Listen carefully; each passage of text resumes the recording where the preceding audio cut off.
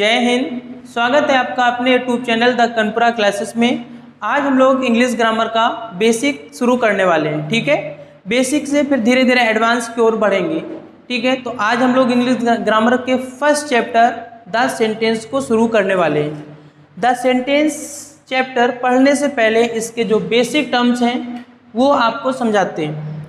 जैसे जब हम सेंटेंस की बात करते हैं, ठीक है, तो सबसे पहले हमारा जो सेंटेंस है वो कई सारे वर्ड से मिलकर के बना होता है।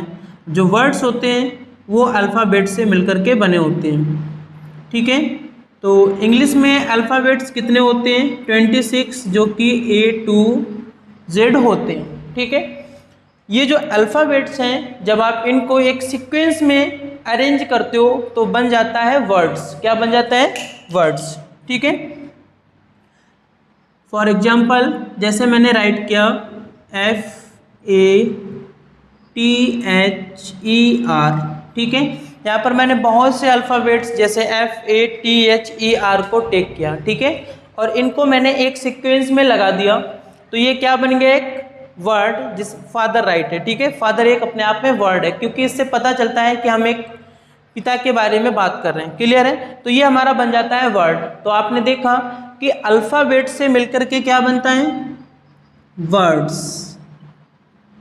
ठीक है, और जब बहुत सारे वर्ड्स को एक साथ कंबाइन कर देते हैं, एक सीक्वेंस अरेंज में कंबाइन कर देते हैं तो बन जाता है हमारा सेंटेंस। क्या बन जाता है? सेंटेंस। ठीक है, तो ये बन जाता है सेंटेंस। क्लियर हो गया? ऐसे बहुत सारे वर्ड्स को हम अगर ऐड करते चले जाएं, जैसे father is going to Goa. ठीक है, इस तरह से। तो ये अब एक ग्रुप ऑफ वर्ड्स है जो कि एक कंप्लीट सेंस दे रहा है और ये बन जाता है सेंटेंस।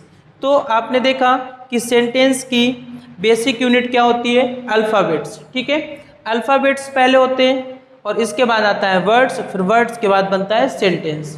सेंटेंस शुरू करने से पहले हम लोग पढ़ेंगे फ्रेज के बारे में कि फ्रेज होता क्या है। ठीक है, a group of words that makes sense but not complete sense is called phrase. मतलब फ्रेज एक ग्रुप है वर्ड्स का, यानी कि शब्दों का एक ऐसा समूह जो जिसका अर्थ तो निकलता हो लेकिन पूरा अर्थ ना पता चले, पूरा सेंस ना पता चले, उसे हम कहते हैं फ्रेज। ठीक है, for example I found a green शीशेल।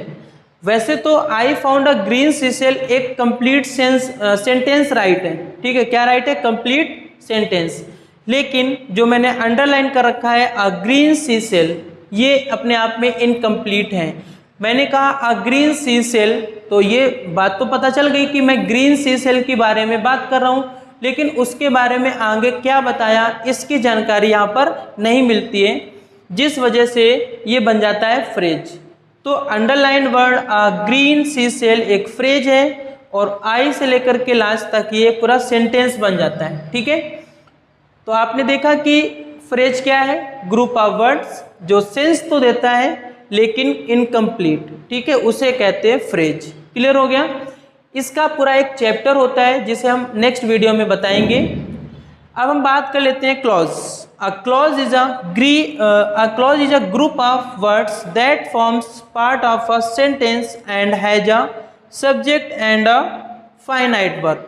मतलब क्लॉज भी एक शब्दों का समूह होता है जो कि एक सेंटेंस का ही हिस्सा होता है। ये भी सेंटेंस का ही हिस्सा है और ये भी सेंटेंस के ही पार्ट हैं। और इस क्लॉज में सब्जेक्ट होता है और एक फाइनाइट वर्ब होती है, लेकिन फ्रेज में ना सब्जेक्ट होता है ना फाइनाइट वर्ब होती है। कुल मिलाकर के ये ग्रुप ऑफ वर्ड्स होता है जिसका एक सेंस होता है, वो भी इनकम्प्लीट। लेकिन क्लॉज में इससे ज़्यादा मीनिंग निकलती है। ठीक है, इसका एग्जाम्पल समझते हैं। I found a sea shell which was green in a colour. अब यहाँ पर क्या है? इसका मीन्स है कि मुझे एक सी सेल मिला जो कि ग्रीन कलर में था। जब आप देखोगे कि मैंने जो अंडरलाइन कर रखा है विच was green in a colour, अगर मैं केवल इतना ही बोलूँ कि विच was green in a colour तो आपका क्वेश्चन होगा कि क्या ग्रीन कलर में है। ठीक है, क्योंकि ये अधूरी जानकारी दे रहा है। लेकिन आप जब देखोगे तो विच एक सब्जेक्ट की तरह काम कर रहा है, वॉज एक फाइनाइट वर्ब की तरह, ग्रीन इन अ कलर उसकी एक क्वालिटी है, तो इसने फ्रेज से ज़्यादा तो मीनिंग दी, ठीक है, लेकिन अभी भी इनकम्प्लीट है, मतलब सेंटेंस पूरा सेंस नहीं, सेंटेंस की तरह सेंस नहीं दे रहा है। क्लियर है? विच was green in a colour से इतना ही पता चला है कि जो कि ग्रीन कलर में था, पर क्या था ये नहीं पता है। क्लियर है?